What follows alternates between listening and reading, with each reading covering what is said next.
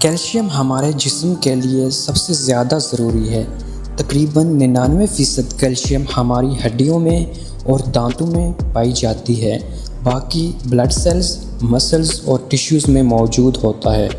Calcium کی کمی ہونا پوری دنیا میں عام ہے، اس لیے آج ہم آپ کو بتائیں گے کہ کیلشیم کی کمی ہونے پر کون سی علامات ظاہر ہوتی ہیں اور ہمیں اپنی کن بری عادات کو ترک کر دینا چاہیے اور کن اچھی عادات کو اپنانا چاہیے۔ ساتھ ہی ہم جانیں گے کہ کون سا گھریلو نسخہ استعمال کریں کہ کیلشیم کی کمی پوری ہو سکے۔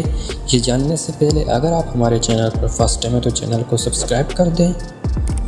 اگر آپ کو تھوڑا بہت کام کرنے کے باوجود بہت زیادہ تھکان اور کمزوری محسوس ہوتی ہے، چیزوں کو جلدی بھول جانا، ڈپریشن، ناخنوں کو کمزور ہو کر ٹوٹنا، ہڈیوں میں درد اور کمزوری، دانتوں کی کمزوری اور جلد کا بے جان دکھائی دینا، یہ کچھ ایسی علامات ہیں جو کیلشیم کی کمی کی وجہ سے ظاہر ہوتی ہیں۔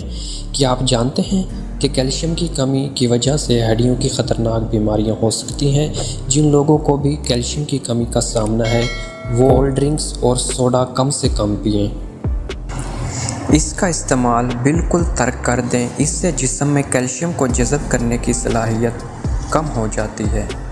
خون میں فاسفیٹ کا لیول بڑھ جاتا ہے جس سے کیلشیم اور زیادہ کم ہو جاتا ہے۔ ایسی تمام تر چیزیں جیسے کہ کافی، چائے، سگریٹ یعنی جن میں کیفین کی تعداد زیادہ پائی جاتی ہے، اس سے پرہیز کریں۔ اس سے کیلشیم کم ہوگا۔ ان کے زیادہ استعمال سے ہڈیوں کے متعلق سنگین بیماریوں کا سامنا کرنا پڑ سکتا ہے۔ زیادہ سوڈیم بھی کیلشیم کی کمی کو پیدا کرتا ہے، اس سے کیلشیم بجائے جسم جانے کے یورین کے ذریعے باہر آ جاتا ہے۔ آپ کی ہڈیاں دن بدن کمزور ہوتی چلی جاتی ہیں، اس لیے کوشش کریں نمک کا استعمال کم سے کم کریں۔ ہم یہ جان لیں کہ کیلشیم کی کمی سے بچنے کے لیے اچھی عادات کو اپنانا چاہیے۔ دھوپ سے ملنے والا وٹامن ڈی جسم میں کیلشیم کو جذب کرنے کا اہم ترین ذریعہ ہے، خاص طور پر صبح کی دھوپ زیادہ تر وٹامن ڈی کے حصول کا ذریعہ ہے۔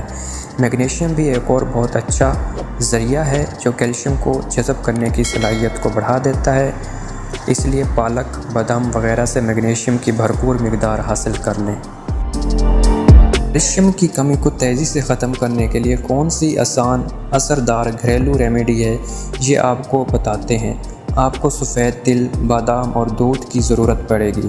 سب سے پہلے باؤل میں تل کو گرائنڈ کر کے باریک پاؤڈر تیار کر لیں۔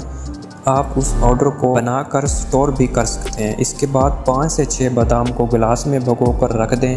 ان باداموں کے چھلکوں کو نکال دیں۔ ان باداموں کو بھی گرائنڈ کر لیں۔